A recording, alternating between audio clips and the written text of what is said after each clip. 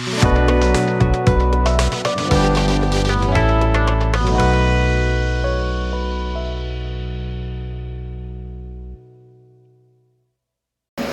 আপনাদের সকলকে আমি স্বাগত জানাই যে আজকের আমরা যখন ঈশ্বরের উপস্থিতিতে আসি এবং আমরা যখন ঈশ্বরের বাক্য থেকে দেখি, তখন আজকে যদি আপনার বাইবেল থাকে তাহলে আপনি খুলবেন লূক লিখিত সুসমাচার তার 2 অধ্যায় এবং আমরা 8 থেকে 38 পদ পর্যন্ত আমরা দেখব। আর যখন এই ক্রিসমাসের সময় আসে, বড়দিনের সময় আসে, তখন আমরা অনেক রকম ক্রিসমাসের প্রচার শুনি, ক্রিসমাসের বিষয়, বড়দিনের বিষয় আমরা দেখি। কিন্তু আজকের যে বিষয় আমরা শুনবো তা হলো শোনা থেকে প্রচার, শ্রোতা থেকে মুখপাত্র হওয়া, শোনা থেকে প্রচার। আপনার পাশে যিনি রয়েছেন তাকে বলুন শোনা থেকে প্রচার। ওকে। আর আপনি যদি দেখেন, যখন আমরা যেই জায়গাটা দেখছি, যীশু খ্রিস্টের জন্ম কেবল একটি ঐতিহাসিক ঘটনা নয়, এটি হলো ঈশ্বরের সুসমাচারের মানব ইতিহাসে প্রবেশ করা। আরেকবার বলি আমি, এটি হলো ঈশ্বরের সুসমাচার মানব ইতিহাসে প্রবেশ করা। আর লূক খুব সুন্দরভাবে দেখিয়েছে যে এই সুসমাচার প্রথমে রাজা বা যাজকদের কাছে আসেনি, কিন্তু বরং খুব সাধারণ রাখালদের কাছে, মেষপালকদের কাছে এসছে। সমাজের খুব অতি ক্ষুদ্র এবং সাধারণ সেই মানুষদের কাছে ঈশ্বর তার সেই শুভ সমাচারকে, সেই শুভ সন্দেশকে তিনি পৌঁছে দিয়েছেন। আর আজকে যখন আমরা এই রাখালদের সঙ্গে আমরা পরিচিত হই, এই বড়দিনের, এই ক্রিসমাসের এই ঋতুর মৌসুমে, তখন আপনাকে বলি এই অংশ যেটা আজকের আমরা ধ্যান করব, এই অংশ আমাদের একটি শক্তিশালী আত্মিক যাত্রা শেখায়। আরেকবার বলি, এই অংশ আমাদের একটি শক্তিশালী আত্মিক যাত্রা শেখায়। This passage teaches us a powerful spiritual walk or a progression. 2 অধ্যায় তার 8 পদ থেকে যদি আমরা দেখি, আমরা কিছু কিছু জায়গা দেখব। আর সেখানে বলছে, নিকটবর্তী মাঠে কয়েকজন মেষপালক অবস্থিত করছিলেন। তারা রাত্রেবেলায় তাহাদের মেষপাল পাহারা দিচ্ছিল। প্রভুর এক দূত তাহাদের সামনে আবির্ভূত হলেন ও প্রভুর প্রতাপ তাহাদের চারপাশে উজ্জ্বল হওয়া তাহারা ভীত চকিত হইয়া উঠিল। কিন্তু দূত তাহাদের বলিলেন, ভয় করিও না, আমি তোমাদের কাছে এক মহা আনন্দের সুসমাচার নিয়ে এসেছি। এই আনন্দ হবে সব মানুষেরই জন্য। আজ দাউদ নগরে তোমাদের জন্য এক উদ্ধারকর্তা জন্ম গ্রহণ করেছেন। আমরা ফিরে আসি বা আমরা নেমে আসি 15 পদে। স্বর্গদূতেরা মেষপালকদের ছেড়ে স্বর্গে ফিরে গেলেন। তারপর পরস্পর বলাবলি করলো। কারা বলাবলি করলো? মেষপালকেরা। চলো, প্রভু আমাদের যে ঘটনার কথা জানালেন, আমরা বেথলেহেমে গিয়া তা দেখে আসি। তারপরে আমরা দেখি 17 পদ। তাহারা শিশুটিকে দর্শন করার পর তারা সম্পর্ককে যে কথা বলা হইয়াছিল সেই কথা চারদিকে ছড়িয়া দিল। 18 পদ বলছে, যারা মেষপালকদের এই কথা শুনল তারা সবাই হতচকিত হলো। 17 পদ বলছে, আরেকবার দেখুন শেষের দিকে, তারা সম্পর্কে যে কথা বলা হইয়াছিল সেই কথা চারদিকে ছড়িয়া দিল। আজকে 3টি বিষয় আজকের এই মেষপালকদের মধ্যে থেকে আমরা দেখব, যেগুলো আমাদের আত্মিক জীবনে, আমাদের আত্মিক চলার পথে আমাদের সাহায্য করবে।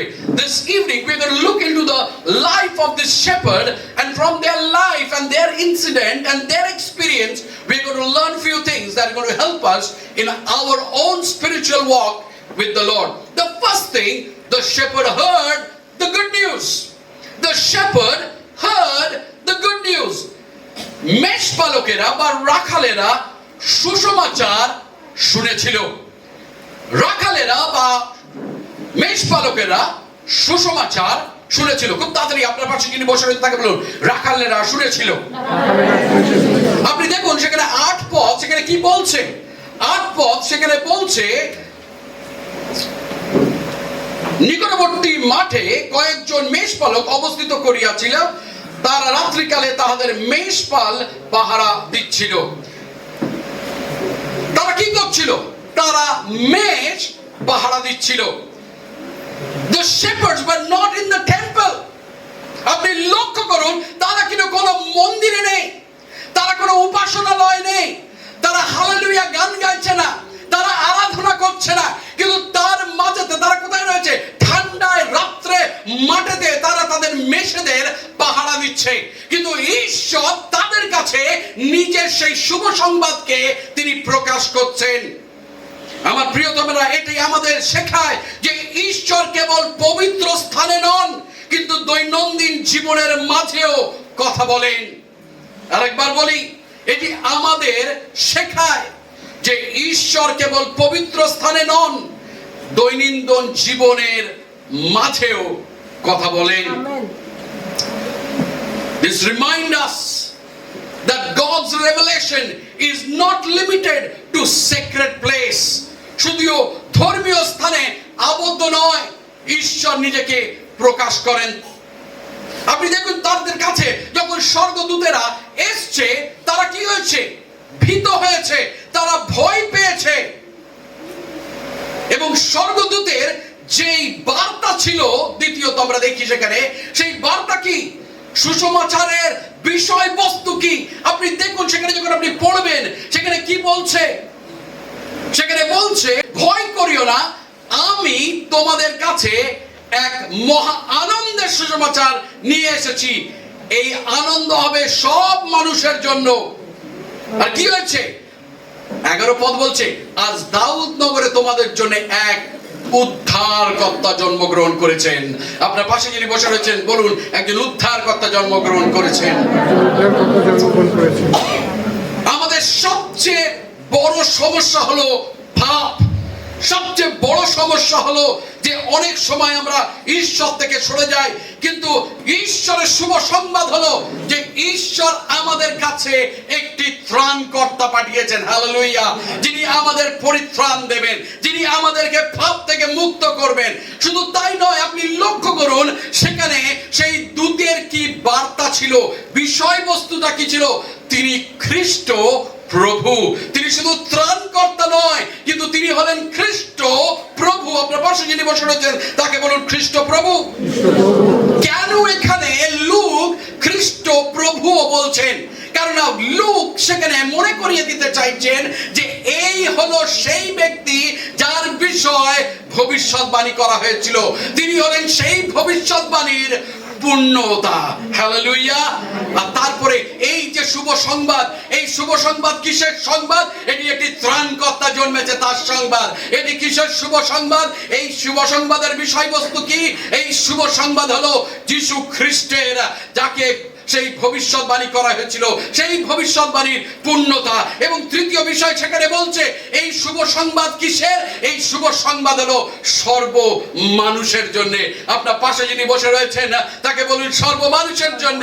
আজকের যিশুর যে তিনি ত্রাণকর্তা জন্মেছেন, প্রভু যিশু খ্রিস্ট তিনি জন্মেছেন, সেটা শুধু খ্রিস্টানদের জন্য নয়, সেটা হলো বিশ্বব্যাপী লোকেদের জন্য, প্রত্যেক ব্যক্তির জন্য, যারা সমগামী তাদের জন্য, যারা হয়তো কি বলবো, যারা যারা বেপথে রয়েছে তাদের জন্য, যারা হয়তো দেহ ব্যবসা করে তাদের জন্য, যারা আজকের রাস্তায় শুয়ে রয়েছে তাদের জন্য। আপনি আর আমি অনেক সময় মনে করি আমার প্রিয়তমেরা যে যিশু আমাদের মতন যারা কোট টাই প্যান্ট পরিয়ে ভালোভাবে সাজি, ঈশ্বর আমাদের জন্য যিশুকে পাঠিয়েছে। কিন্তু আপনাকে বলি, যিশু পাঠিয়েছে তাদের জন্য যাদেরকে সমাজ জায়গা দেয় না, যাদেরকে সমাজ দূরে করে দেয়, যিশু তাদের জন্য এসেছিল। তাই জন্য অনেক সময় আমরা হয়তো মনে মনে ভাবি যে যিশু কার জন্য এসেছিল? যিশু আমাদের প্রত্যেকের জন্য এসেছিল। কেননা ঈশ্বর বলে, ঈশ্বরের বাক্য বলে যে ঈশ্বর জগৎকে এমন প্রেম করলেন তার একজাত পুত্রকে দিলেন। তিনি আপনাকে আমাকে ভালোবাসে, তাই তিনি আমাদেরকে যিশুকে দিয়েছেন। আমেন। দ্বিতীয়ত আজকের আমরা কি শিখি সেই মেষপালকদের থেকে? The second thing that we learn, the shepherds obeyed the good news. Hallelujah. যে মেষপালকেরা বা রাখালেরা সুসমাচার মান্য করেছিল, সুসমাচার মান্য করেছিল। আপনার পাশে যিনি বসে রয়েছেন তাকে বলুন, সুসমাচার মান্য করেছিল। আমেন। সেখানে আমরা কি দেখতে পাই? সেখানে বলছে, আপনি দেখুন 15 পদ কি বলছে? স্বর্গদূতেরা মেষপালকদের ছেড়ে স্বর্গে ফিরে গেলেন, তারপর পরস্পর বলাবলি করলো, চলো প্রভু আমাদের যে ঘটনার কথা জানালেন আমরা বেথলেহেমে গিয়ে তাহা দেখে আসি। আপনার পাশে যিনি বসে রয়েছে তাকে বলুন, চলো। আবার বলুন, চলো। আপনি দেখুন তারা কি করেছে।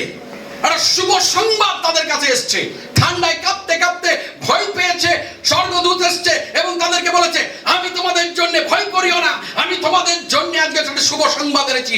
দাউদ নগরে একজন ত্রাণকর্তা জন্মেছে, তিনি হলেন যীশু খ্রিস্ট এবং তিনি সকলের জন্য। তারপরে স্বর্গদূত চলে গেছে, তারা তো ভয় পেয়েছে। তারপরে তারা কি বলছে? তারা এক অপরকে বলছে, এই তাহলে আমরা চলো, আমরা বেথলেহেমে গিয়ে দেখে আসি। আপনার পাশে যিনি বসে রয়েছেন তাকে বলুন, চলো। আমরা কি দেখছি? আনুগত্য প্রতিক্রিয়ার মাধ্যমে প্রকাশ পায়।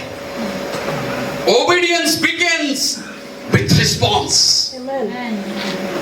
Obedience begins with response, my friend. আনুগত্যতা প্রতিক্রিয়ার মাধ্যমে প্রকাশ পায়। Hearing alone is not enough.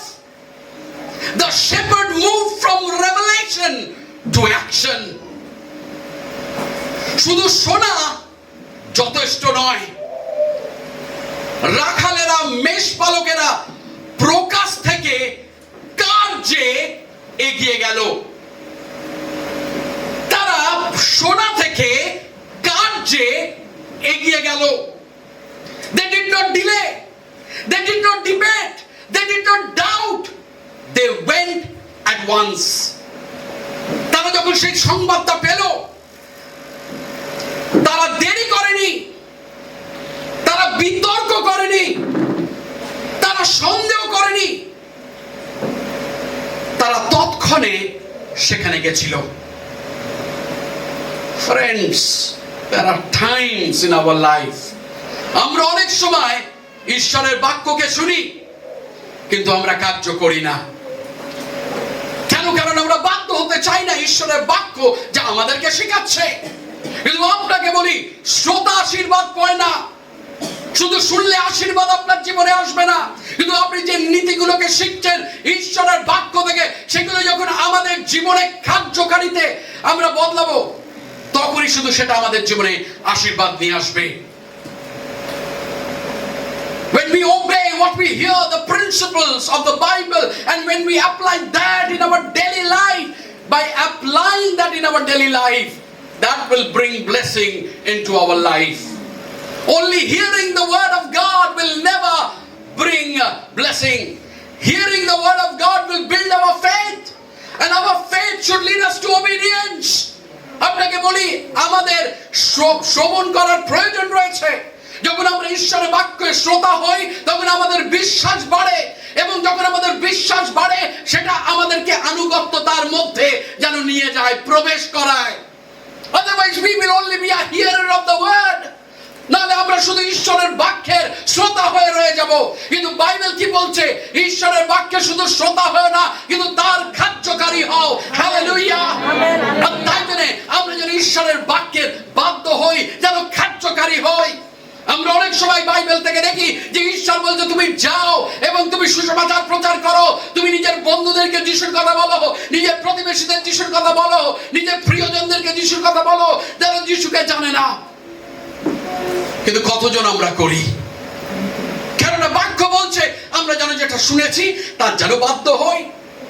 আমরা অনেক সময় গলা চিরিয়ে বলে, চিল্লামি বলি যে এটা অনুষ্ঠান হতে চলেছে, আপনাদের সহযোগিতার দরকার, আপনি আসুন, আপনি গান গান, আপনি এই করুন, আপনি সেই করুন। How many times have we obeyed? We need to ask ourselves. And thirdly, তৃতীয় বিষয় আপনাকে বলি, the shepherd proclaimed the good news. The shepherds proclaimed the good news. রাখালেরা সুসমাচার প্রচার করেছিল। তারা শুনেছিল, আপনার পাশে যিনি বসে রয়েছে তাকে বলুন, শুনেছিল, তারা গেল, তারা প্রচার করলো। আপনি দেখুন কিভাবে, এটা কেন আমি বললাম শুরুতে, যেটা আমাদের আত্মিক যাত্রাপথে অনেক কিছু শেখায়।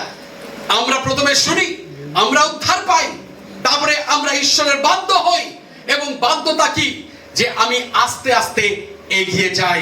আর সেখানে কি বলছে, আপনি যদি দেখেন 17 পদের শেষ দিকে সেই কথা চারিদিকে ছড়িয়ে দিল। কারা ছড়িয়ে দিল? আমি শুনতে পাইনি, কারা? রাখালেরা।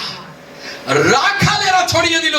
তারা শুনলো সেখানে একজন উদ্ধারকর্তা প্রভু যীশু খ্রিস্ট, একজন যে সকল মানুষের জন্য জন্মগ্রহণ করেছে, তাকে তারা দেখতে গেল সেই দূতের বার্তা অনুযায়ী, এবং তারা যখন সেকে দেখলো, তাকে প্রণাম করলো, তাকে আরাধনা করলো, এবং তারা কি করছে, ফিরে এসে তারা প্রত্যেককে তার বিষয় বলছে।